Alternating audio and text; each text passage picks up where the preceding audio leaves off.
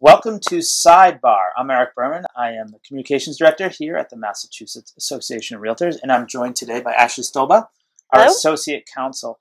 And Ashley, today we're going to be talking about nanny cam. So here's my first question for you. I have listed a property, and the seller has outfitted his home with webcams. Now, is this something you've heard about before? Yeah, we've been hearing about this a lot. So as we know, homeowners have been putting surveillance cameras in their home for as long as we can remember, primarily for safety reasons. They want to be sure that their houses aren't being burglarized.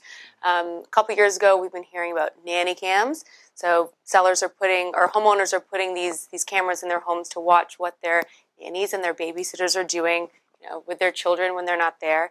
But more recently, we're learning that sellers are outfitting their home with webcams to watch to see what happens with buyers in their home.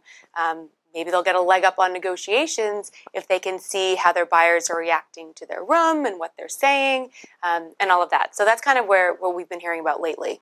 Okay, so must I disclose to potential buyers and their agents that they're being videotaped, or I have a nanny cam? Yeah, so if your seller has a video camera that records, keep in mind the Massachusetts wiretapping laws. Unsurprisingly, Massachusetts has some of the strictest laws on wiretapping in the country. And what it requires is two-party consent, meaning that you have to have the seller, of course, consent to this, which they would, but more importantly, you need to have the buyer consent to being recorded, their voice being recorded. So make sure if your seller has a camera with sound that records sound or live stream sound, that the buyer is getting permission. So it's not only a disclosure issue, it's actually getting their permission.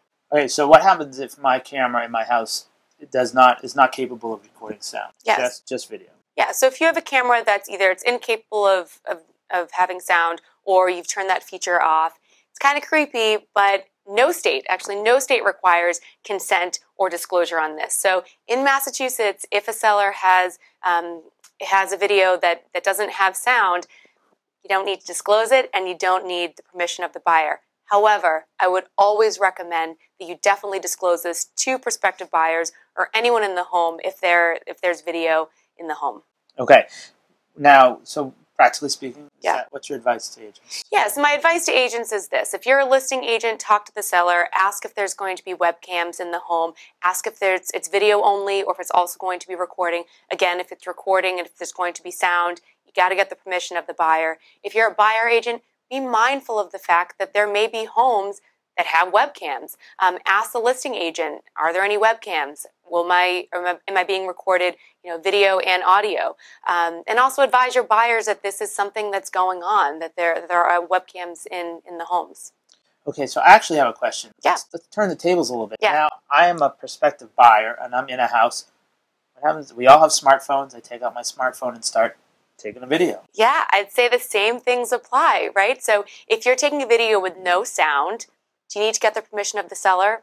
No. But if you're recording, say, the listing agent and saying what the listing agent is saying, and you can actually hear what the listing agent is saying, you would need to get the listing agent's permission. So it's the same rules. Well, I think those are great tips and all things we should consider. Thank you very much, Ashley. You're very welcome. We'll see you next time on Sidebar.